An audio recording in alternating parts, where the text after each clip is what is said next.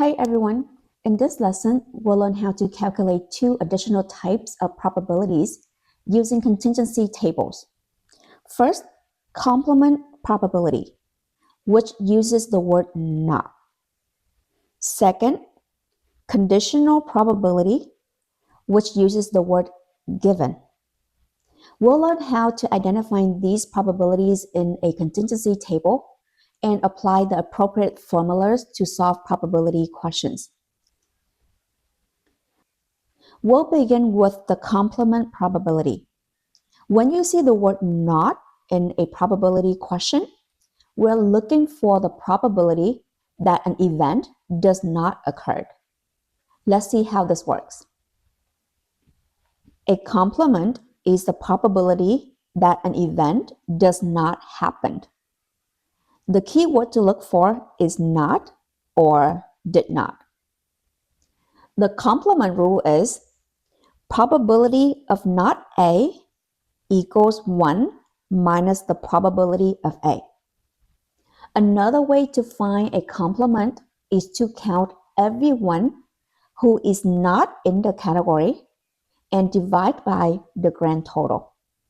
Both methods will give the same answer. Let's apply this idea.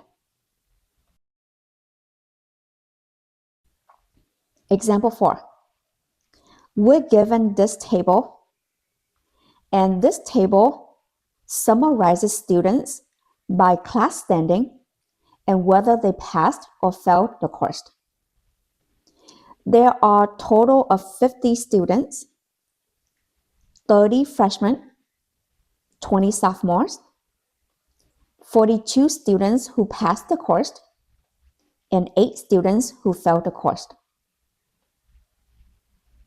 We want to find the probability that a randomly selected student did not fail the course.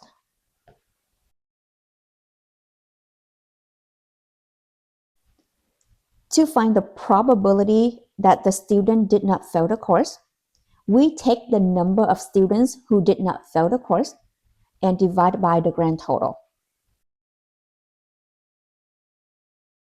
The grand total is 50, so the denominator is 50.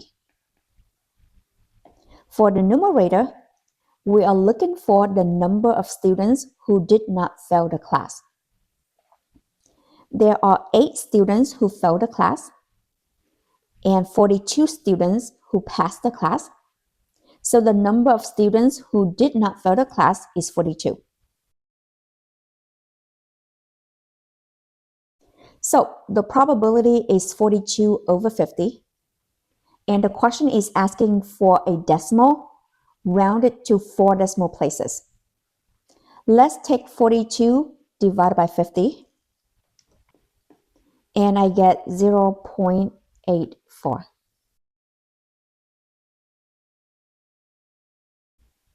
Now that we've learned how to find probabilities involving not, let's move to one of the most important topics in probability, conditional probability.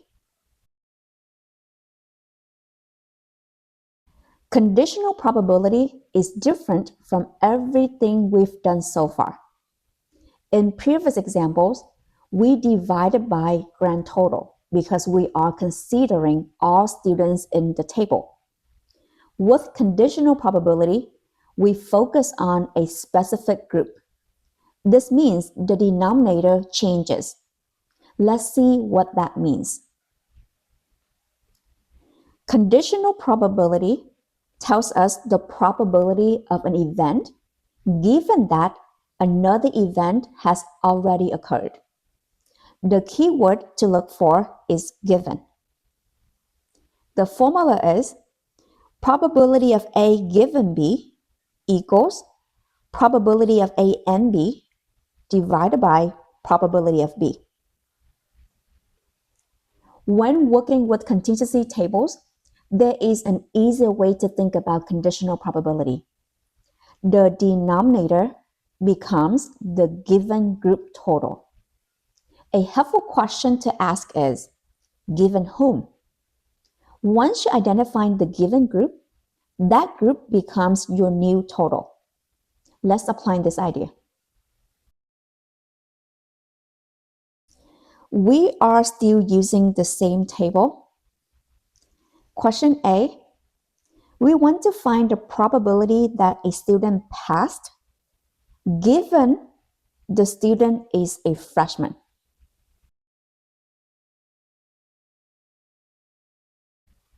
So this is the notation for the probability of the student who passed the class given that the student is a freshman. Let's identify the given group first. The problem says, given the student is a freshman. That means we only look at freshmen. We don't look at the total of 50 students anymore. We only look at the freshman group. And there are a total of 30 freshmen.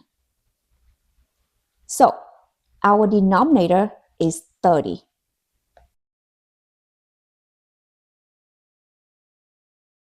Now ask, how many of those freshmen passed the course? Now, we don't look for anyone who passed the course. We look for the number of freshmen who passed the course. The answer is 24.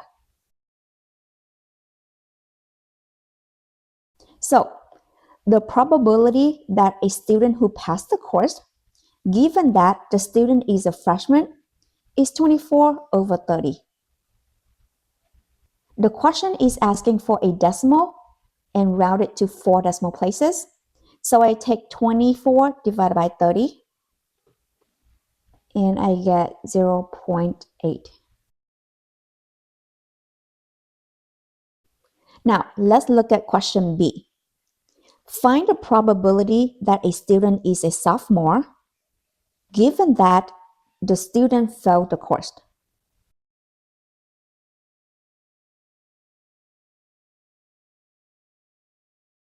The keyword is given. Now, look for the given group first. The problem says, given that the student failed the course. So we only look at students who failed. We don't look at all students. We only look at the students who failed the course. There are a total of 8 students who failed the course. So my denominator is 8. Okay, so notice that when you're working with conditional probability, the denominator is always the total number of count in this given group. This given group is failing the class. The total count in that group is 8. Your denominator is 8. Now ask, how many of those students are sophomores? So in this failed group, how many of them are sophomore? The answer is 2. So my numerator is 2.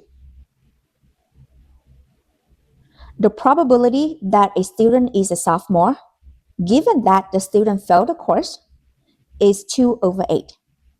And 2 divided by 8 is 0.25.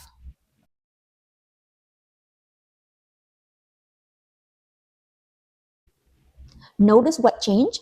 For both problems, we did not divide by 50. Instead, we divided by the given group total. That's the key idea behind conditional probability.